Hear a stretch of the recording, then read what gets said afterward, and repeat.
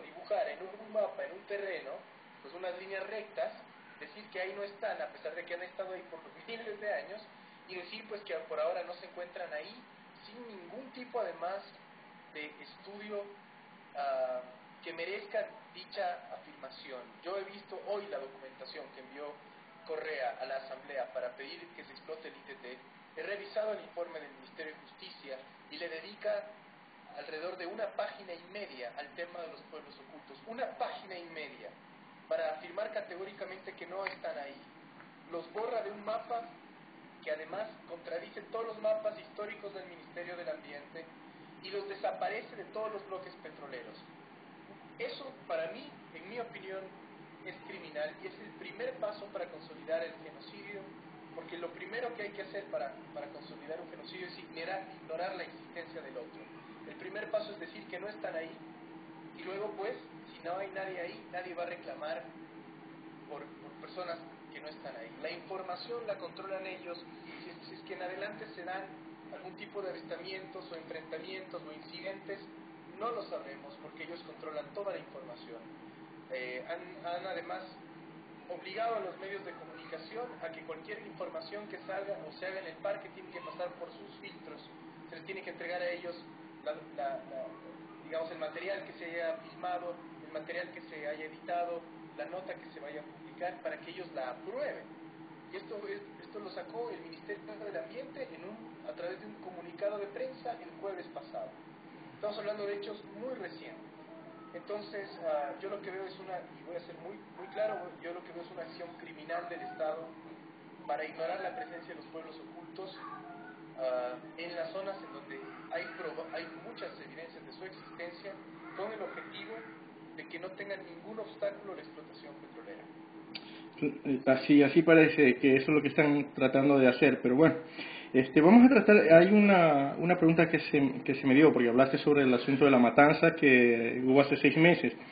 Bueno, yo supe que esta matanza era por venganza al asesinato de una pareja anciana de los Guarani, creo que eran, que justamente este grupo de no contactados se habían acercado a pedirles que por favor, pedirles que apagaran las turbinas de la eléctrica que tenían en uno de los pozos petroleros, si no me equivoco, ¿no?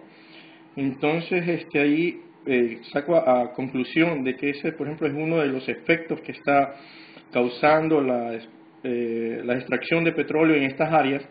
Y aparte de eso, como dices, son cazadores y interpretan mal lo que es la caza. Bueno, lamentablemente en Ecuador no tenemos una escuela de cacería, entonces mucha de la gente, como dices, se acerca al supermercado a comprar las carnes y no podrían hablar, pero como en otros países sí lo hay.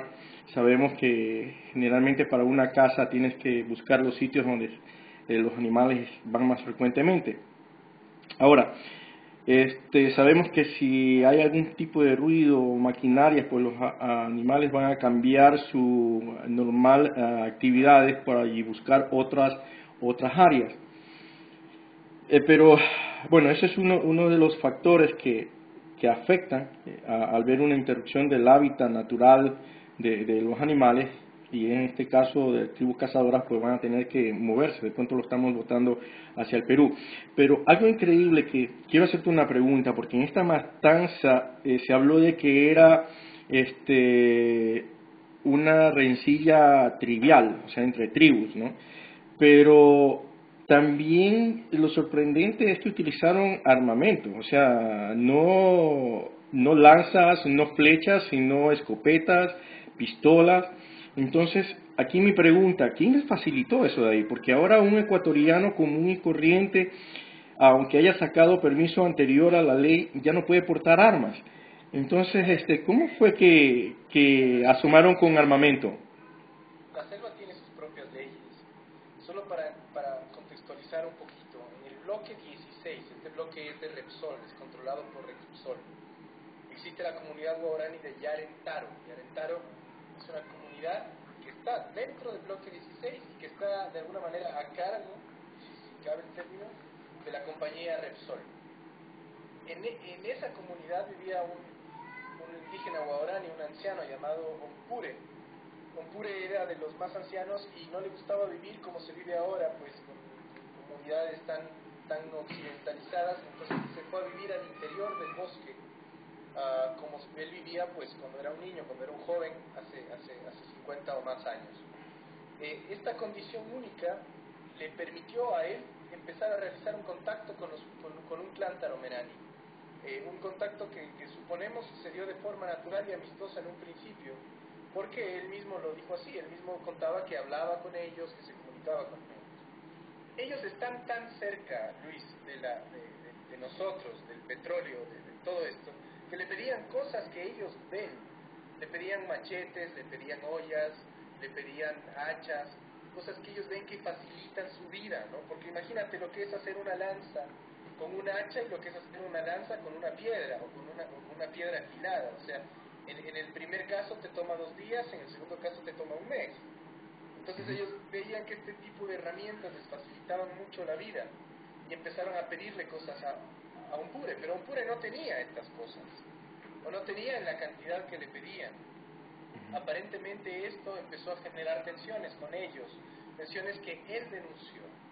Y cuando digo él denunció, no digo denunció a la opinión pública, denunció a la comunidad, y la comunidad tiene contacto permanente con el plan de medidas cautelares, que es un plan del gobierno creado únicamente con el único objetivo de preservar la vida de los pueblos ocultos. En ese momento el plan de medidas cautelares debió haber previsto un posible enfrentamiento, debió haber sacado a Ompure de donde estaba viviendo, debió haber establecido algún tipo de cordón de vigilancia, porque habían tensiones que fueron denunciadas a tiempo. El plan de medidas cautelares no intervino, no hizo nada para evitarlo. Hubo una matanza de Ompure y su mujer en la vía Maxus por parte del clan taromenani. Asumimos, no podemos saber por qué, pero asumimos que tuvo una relación con todas estas tensiones. ¿Por qué se dan estas tensiones? ¿Por qué hay una presencia occidental? ¿Quién es el mayor representante de la presencia occidental?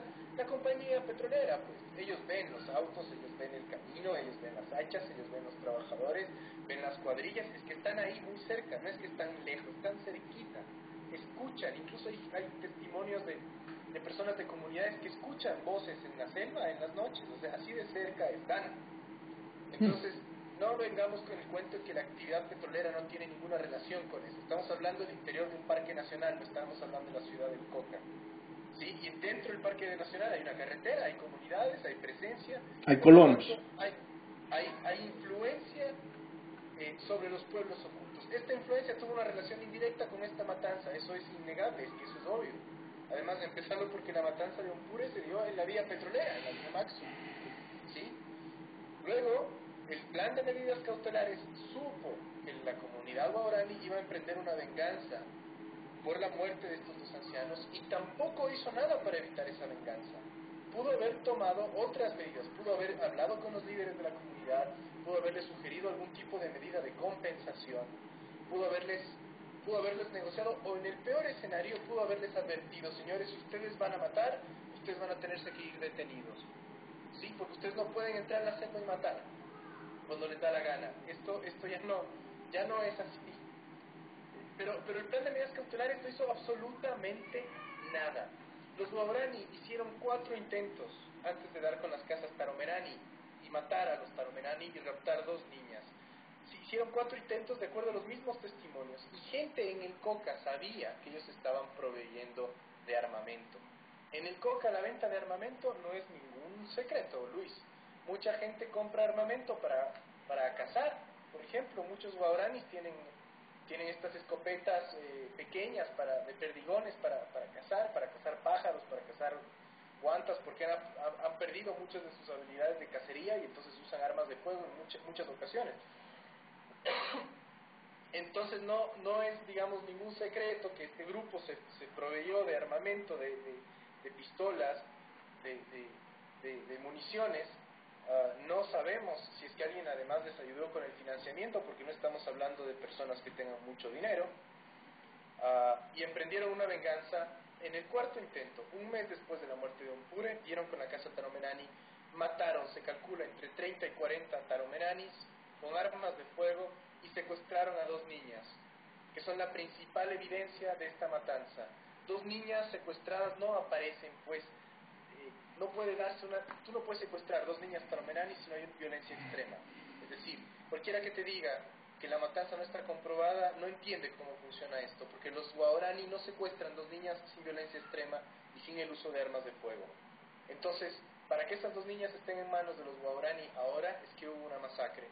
Lo que no sabemos es de cuántas personas exactamente, pero de acuerdo a los mismos testimonios de las personas que emprendieron esa matanza, hubo entre 30 y 40 personas muertas, que vendría a ser una matanza similar a la que ocurrió en el 2003 y una probable que ocurrió en el 2006 que nunca se pudo comprobar justamente porque no hubo evidencia, aunque sí hubo una incursión y hubo lanzas Taromenani que trajeron. Nunca hubo una evidencia tan clara como el secuestro de las dos niñas en esta ocasión. Entonces, eso creo que les puede dar a los que están escuchando esto una idea del contexto, de cómo funciona la actividad petrolera en la zona, cómo se relaciona y cómo influyen las relaciones entre las comunidades guaraní y los Taromenani, y cómo el Estado no hace absolutamente nada para evitar esta violencia. Y yo estoy empezando a pensar que es porque le conviene, como acabo de ver ahora en el informe del Ministerio de Justicia, que borra completamente el clan Taromenani a pesar de que hace 4 meses hubo un secuestro de 2 niñas. Los borra de la zona, como si nunca hubieran existido. Ni siquiera menciona la matanza el informe del Ministerio de Justicia, y lo voy a probar en un nuevo post que estoy por publicar el día de mañana o el martes, con la documentación que prueba lo que te estoy afirmando ahora. Los borraron del mapa, y para mí eso es un acto no solamente fascista, sino un crimen, directamente un crimen. Bueno, te cuento que me has quitado las palabras de la boca. Pensaba justamente preguntarte sobre el asunto de que esto parece muy conveniente para el gobierno, ¿no? Como quien dice, como anillo al dedo, y que de pronto desde hace algún tiempo atrás, pues lo de Yasuni era solamente ya cuestión de tiempo, de que digan no vamos a mantenerlo bajo la tierra, sino vamos a extraerlo, ¿no? Entonces, al ver esta situación... La principal prueba de eso, Luis, es que en los bloques de Armadillo, en el bloque 16, en el bloque 17, se tiene amplia evidencia de presencia de pueblos ocultos, amplia, durante los últimos 10 años. No así en el 31 y el ITT, que son bloques donde hay poca evidencia. No es que no hay poca evidencia. Y podría argumentarse entonces que no están ahí. Sin embargo, en los bloques donde hay más presencia y donde se ha documentado evidencia en los últimos 10 años, desaparecen. Es decir, no se trata de sacarlos del ITT, se trata de sacarlos de absolutamente toda la frontera petrolera. Y el Ministerio de Justicia saca un informe que he leído hoy, que dice literalmente que en toda la parte norte del Yasuní, desde 1990, o sea, hace 23 años, no existe evidencia de presencia taromenani. O sea, están diciendo eso, Luis. Están borrando la presencia de los últimos 23 años. Y una presencia tan reciente como la matanza de marzo pasado. O sea, yo pensaba, honestamente, que estas personas iban a borrar el artículo 57 de la Constitución, que dice que explotar en territorio taromenani es etnocidio. Pero lo que no pensaba es que en lugar de borrar un artículo de la Constitución para no ser juzgados a futuro por etnocidio, lo que iban a hacer es a borrar a los taromenani del mapa y a ignorar absolutamente su existencia. Yo no he visto actitud semejante en este tema desde que CEPE hacía incursiones en los años 70 con el propósito exclusivo de matar a los taromenani. Desde los años 70 no se ha visto una actitud como esta, porque esto es un crimen directo. No están metiéndose en la selva y les están disparando, están haciendo algo peor. Están diciendo que no existen, les están eliminando de la memoria, les están eliminando de los registros. Y eso Luis, es fascismo.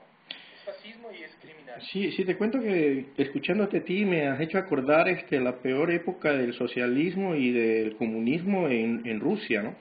Tú sabes que hablan todos de la cantidad de muertos de judíos que se dio en la Alemania nazi, pero nadie ha hablado sobre los 7 millones que eliminó los comunistas A ver, déjame ver si la mente, ya cuando uno va a ciertos años, como que la mente ya no ayuda tanto. Pero hay un reporte de que los rusos eliminaron, creo que son, no croatas, son, se me fue el nombre de este pueblo, pero la cuestión es que los eliminaban por el mero hecho de que según ellos, y generalmente estos ideológicos extremos, como los nazis y los comunistas de esa época, pues decían que había razas fuertes que tenían que subsistir por los tiempos y que las razas débiles debían de eliminarse. Entonces, prácticamente... Acá no se argumenta algo muy diferente. Acá lo que se está diciendo es, todos los ecuatorianos necesitamos este petróleo para no caer en la miseria, entonces vamos a explotarlo. Y el método, si bien nadie lo está diciendo directamente, el método es ignorar la existencia de los Taromerani, que son pocos. No sabemos exactamente cuántos son, pero cuando digo pocos, te digo que no sé si llegan a ser 1000 personas.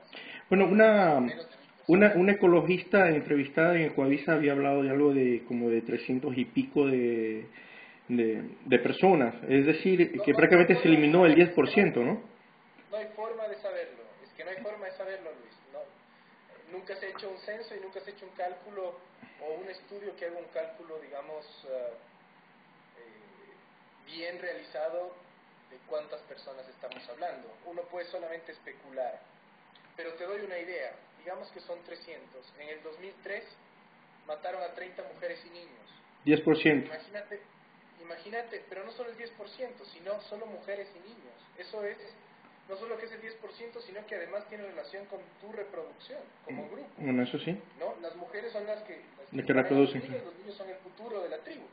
Entonces mataron, prácticamente la condenaron con esa matanza de 30 mujeres y niños. Y recién, en marzo pasado, de acuerdo a los mismos Guaraní, se mataron alrededor de 40 personas. Entonces imagínate lo que fuera para el Ecuador, que de pronto desaparecen el 10% de la población, desaparecen 1.4 millones de habitantes, de los cuales todos son mujeres y son niños. O sea, ese es el nivel del impacto en micro que hemos causado a estos grupos. Y perdóname la expresión, como sociedad no lo estamos pasando por la raja, no nos importa, no hacemos nada para evitarlo. Salimos con este tipo de excusas, además demagógicas y mentirosas, de que habrá miseria si no explotamos la selva y si no explotamos el ITT y el Estado pues los ignora. Entonces yo creo que solamente nos queda a los ciudadanos tratar, continuar y cada vez con más fuerza de hacer conciencia de este asunto y abogar porque se respeten los derechos de esta minoría. Y me gustaría decir también que los derechos de una minoría, aunque no seamos nosotros, son los derechos de todos, porque todos formamos parte de alguna minoría. Tú eres un migrante, tú eres parte de una minoría, y todos los migrantes que están escuchando son parte de una minoría. Ustedes no son mayoría. Los que están allá afuera no son mayoría. Ustedes han salido del país y no son más de los que están adentro del país, pero también tienen derechos y tienen derecho a tienen derecho a exigir que se respeten sus derechos, aunque sean una minoría. En este caso estamos hablando de un grupo mucho más vulnerable, porque no tiene cómo visibilizarse. Y no solo que no tiene cómo visibilizarse, sino que lo están invisibilizando a propósito para desaparecerlo. Entonces, entendamos que exigir que se respete la vida y los derechos de estas personas también es exigir que se respete la nuestra, porque eventualmente siempre somos parte de una minoría y eventualmente siempre nos va a tocar luchar como minoría para que se respeten nuestros derechos. Entonces, si no lo hacen por ellos, háganlo por ustedes, porque somos todos sujetos de derechos. Eso es cierto. Mira, ahorita habla sobre lo que menciona el gobierno actualmente, pues no acabar con la miseria, ese es el objetivo que dicen. Pero hay dos cosas que me parecen algo ilógico o verdaderamente no sabría cómo calificarlo.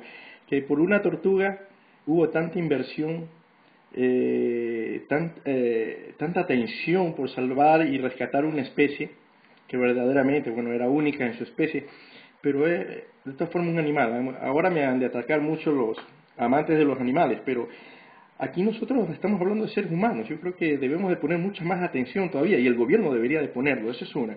Y sobre lo que hablas de la miseria, yo recuerdo que uno de los discursos de campaña de este señor Correa, hablaba sobre acabar con la pobreza, ¿verdad? Entonces, qué bien, o sea, acabar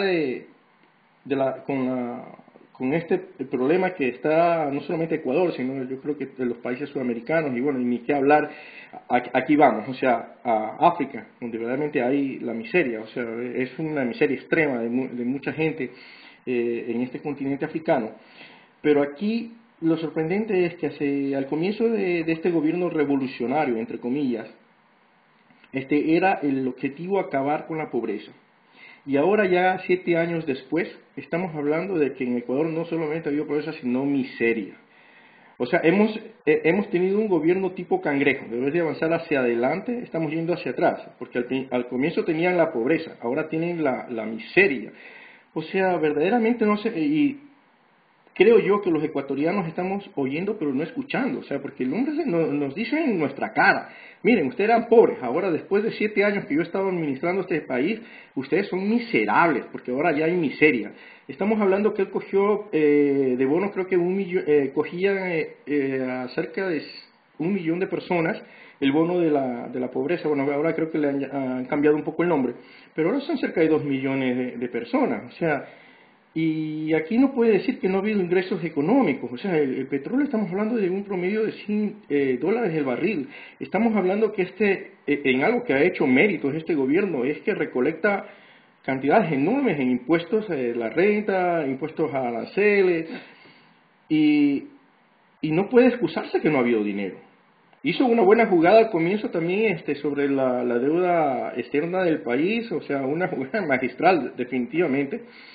Pero ahora nos vende la política de que hay que destruir a un pueblo, como tú dices, a una minoría que lamentablemente no tiene voz para hacerse escuchar y que son más susceptibles a este atropello que se está tratando de dar y que se da, no tratando, ya se lo está dando. Mira, dos cosas muy rápidas. Ellos dicen que van a sacar de ahí 18 mil millones de dólares. 18 mil millones de dólares que se generarán en 25, 30 años. Si son 30 años, son 600 millones de dólares por año. 600 millones de dólares es el 2%, es menos del 2% del presupuesto actual. Entonces nos están diciendo que por menos del 2% del presupuesto actual va a haber miseria. Obviamente es mentira y obviamente es demagogia. Pero aunque fuera más dinero, Luis, porque para mí el tema no pasa por cuánto es, si es mucho o si es poco. El tema pasa porque el tema del Yasuní, tú lo has mencionado rápidamente, y yo estoy de acuerdo con eso, es un asunto de derechos humanos. No es el jaguar, no es la culebra, no es la mariposa, no es el águila, no es la biodiversidad, aunque todo eso tiene un valor intangible del que te pueden explicar mejor los biólogos y muchas personas que, digamos, con sustento te dicen que se va a causar un daño irreversible. Yo de ese tema no lo domino. Mi enfoque del asunto son los derechos humanos, que para mí están por encima de cualquier otra consideración,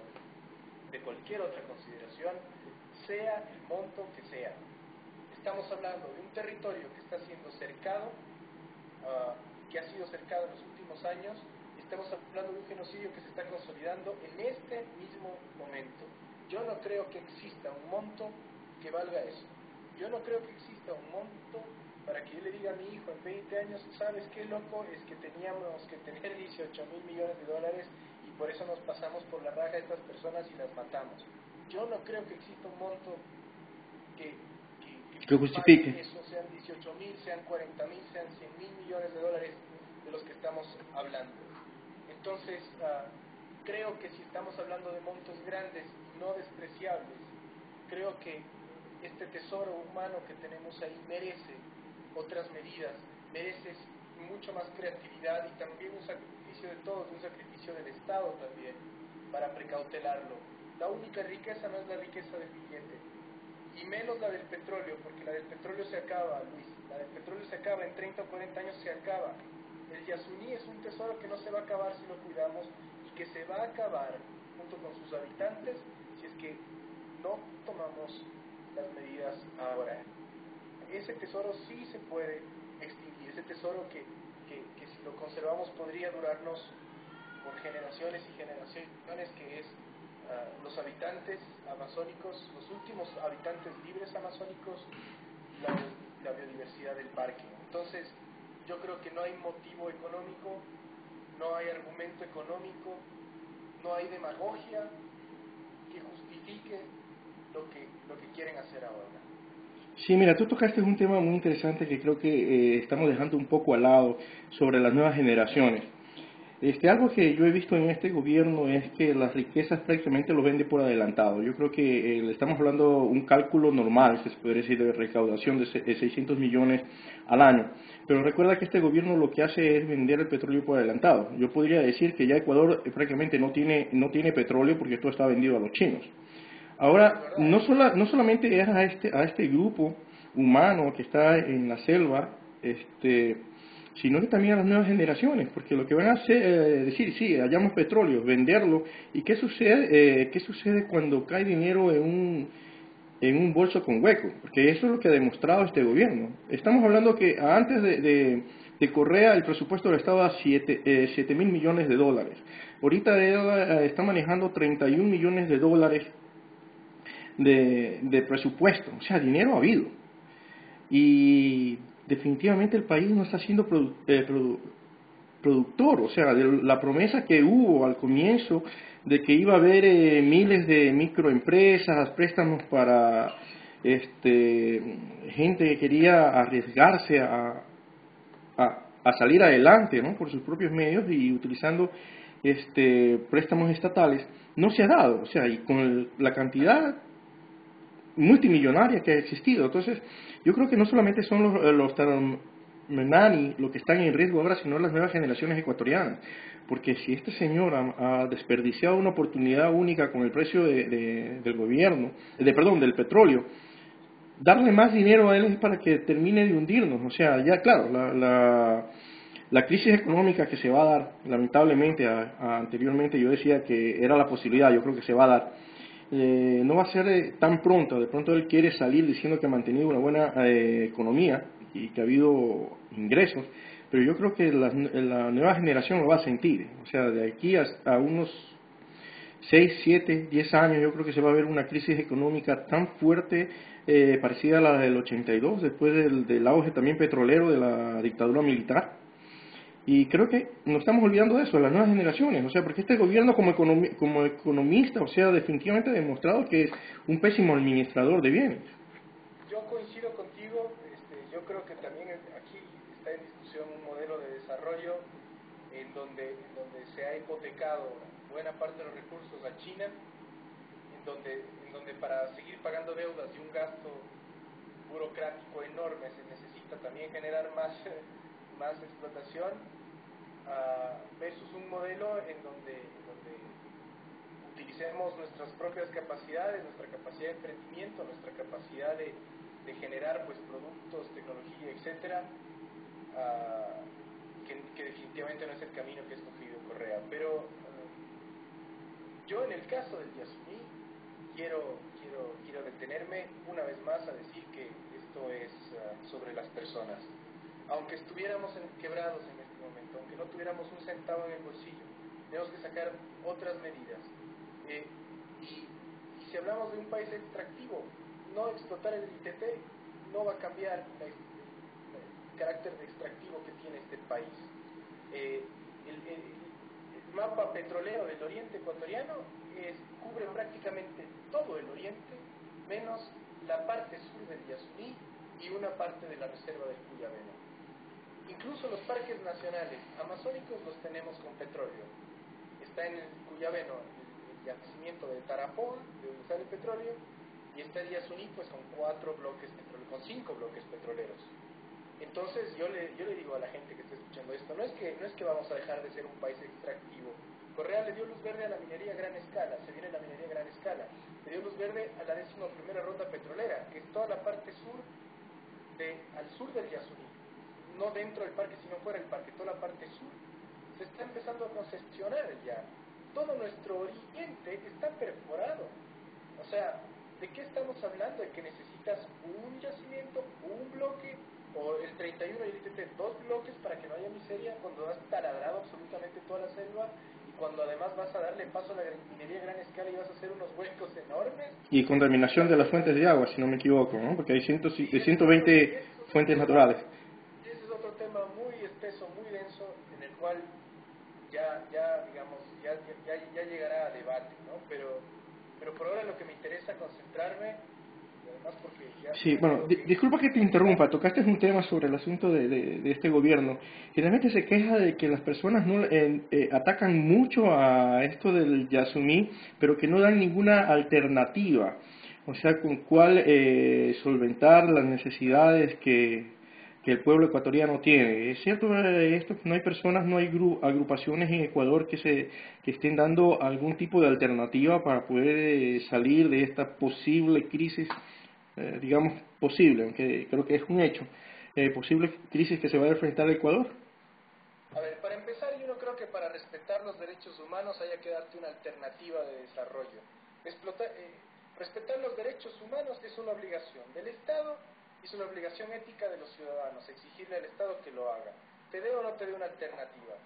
Nosotros no podemos poner la vida de las personas y otra alternativa, a ver cuál escogemos. No, la única alternativa es respetar la vida de las personas. Punto. Punto. En segundo lugar, métodos para generar más dinero hay muchos. Te acabo de decir el primero, por la misma vía que le gusta a Correa. Correa le dio luz verde a toda la actividad extractiva de este país.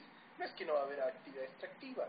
Va a sacar mucho dinero de la minería a gran escala, va a sacar mucho dinero de yacimientos como el Pungarayacu, que está empezando todavía cerca de producir y que es un yacimiento tan o más grande que el ITT. Está dándole luz verde a toda la ronda 11ª petrolera, que son como 10 o 15 yacimientos al sur, en la parte suroriental de la selva ecuatoriana. Es decir, de ahí va a salir un montón de dinero.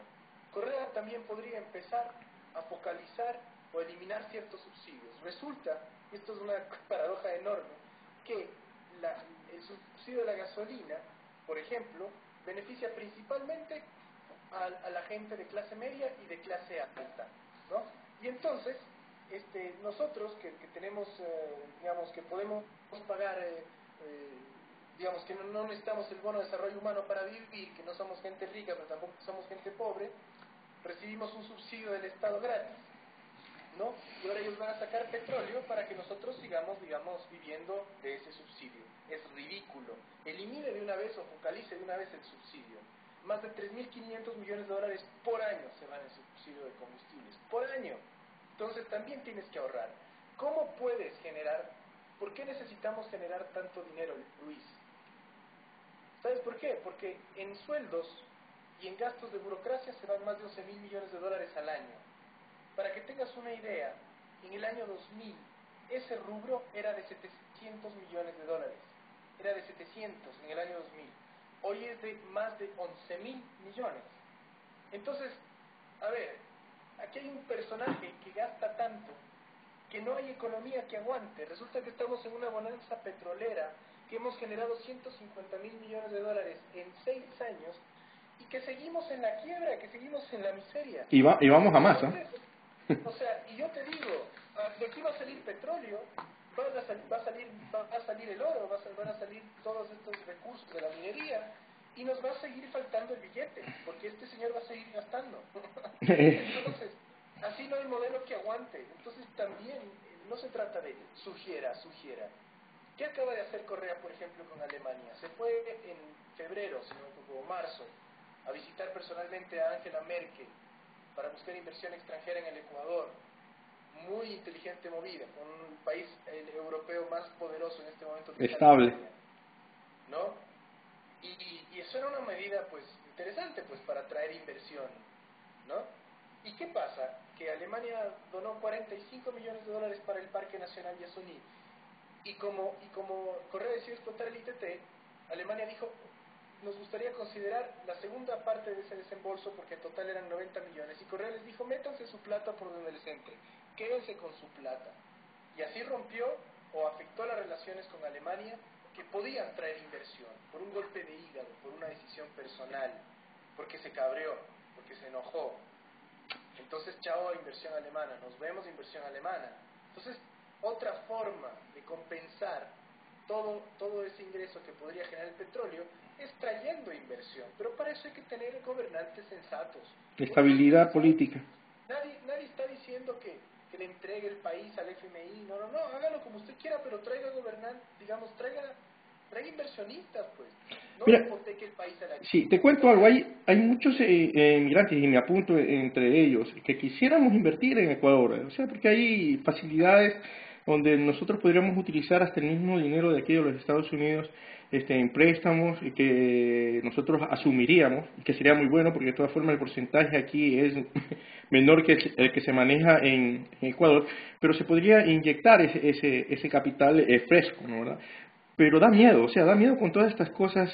Uno como ecuatoriano que ha vivido allá, ha nacido y todas las situaciones, tiene el temor de ir a invertir dinero porque se piensa de que no se va a poder recuperar el capital invertido, y tú sabes que aquí, o sea, aquí sí respetan las leyes, o sea, las leyes no son interpretativas, aquí las leyes están bien escritas y si fallaste en algo, pues la sanción te va. O sea, no es que según Juan Piguave, lo que él diga o lo que ordene, se hace, no, aquí las leyes son leyes, pero da ese temor. Bueno, ahora, apartando un poquito ese punto, como política de la radio, generalmente tratamos de mantenernos neutrales, ¿sí? Aunque definitivamente en la radio algunos somos un poquito, tendemos a ciertas tendencias, ¿no? Por ejemplo, yo soy del centro hacia la derecha, otro compañero es del centro hacia la izquierda, otros son izquierdas totalmente.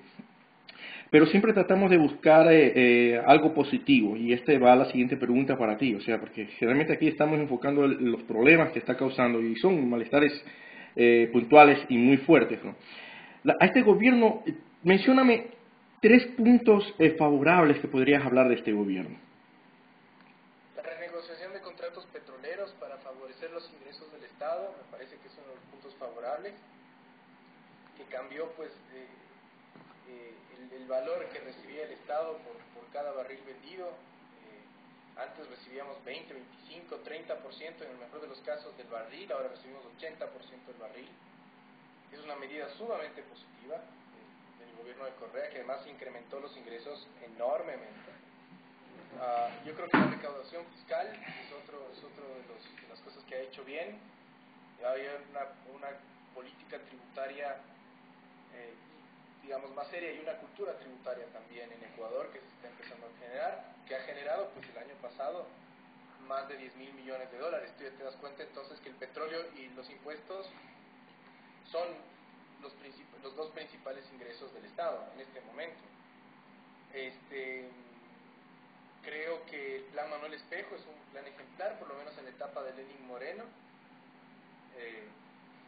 Cuando empezó y los primeros 2 años del plan Manuel Espejo, ahora no sé bien en qué está ese plan, sé que hay muchas cosas por ahí están paradas o a medias, pero creo que fue algo extremadamente positivo. Creo que el modelo de las escuelas del milenio es interesante. Es interesante el modelo de las escuelas. Lo malo es que no es masivo, lo malo es que no es... creo que hay más de 8.000 escuelas en Ecuador y las escuelas del milenio son 24. Entonces, a ver, ¿no? Hay 24 escuelas maravillosas y 7.900 70 escuelas que, bueno, tienen sus problemas. Entonces, bueno, en general yo creo que hay muchas cosas positivas, pero yo no puedo hablar bien de un modelo de Estado en donde una persona se convierte en el Estado. Si es que hubiera un sistema de justicia en este momento en Ecuador, si es que hubiera una asamblea independiente, aunque sea afín, pero independiente en este momento en Ecuador, esta matanza de los Taromerani tendría mucho más dificultades para concretarse. Este genocidio en curso tendría más dificultades para concretarse, pero como hay una persona que hace lo que le da la gana, y un poco el Estado hace su voluntad, porque su Estado está controlado por gente de su partido que solamente le obedece a él, se dan cosas como este genocidio. Entonces, yo no creo que el control total tenga un precio. Es decir, yo no creo que porque hiciste determinadas obras o hiciste determinadas cosas bien, está bien que te apoderes de todo el Estado. Yo creo que el principal valor para el desarrollo de un país es primero la democracia. Y lo más esencial de una democracia es la división de poderes y un sistema de justicia independiente, un sistema de justicia que garantice el respeto de los derechos humanos de todos los ciudadanos, no solo los que son parte del partido. Entonces, mientras eso no exista, a mí no hay carretera, ni negociación de contratos, ni nada que compre o que comprometa mi visión. Porque yo creo primero en la democracia y creo que para que exista una democracia tiene que haber respeto a los derechos humanos, y hemos estado hablando ya una hora de cómo se los está violando, y en un sistema democrático eso difícilmente ocurriría. Entonces, yo te puedo mencionar un montón de obras buenas, un montón de cosas positivas. Pues sí, el objetivo... Bonos, un montón de inversión social, pero para mí nada compra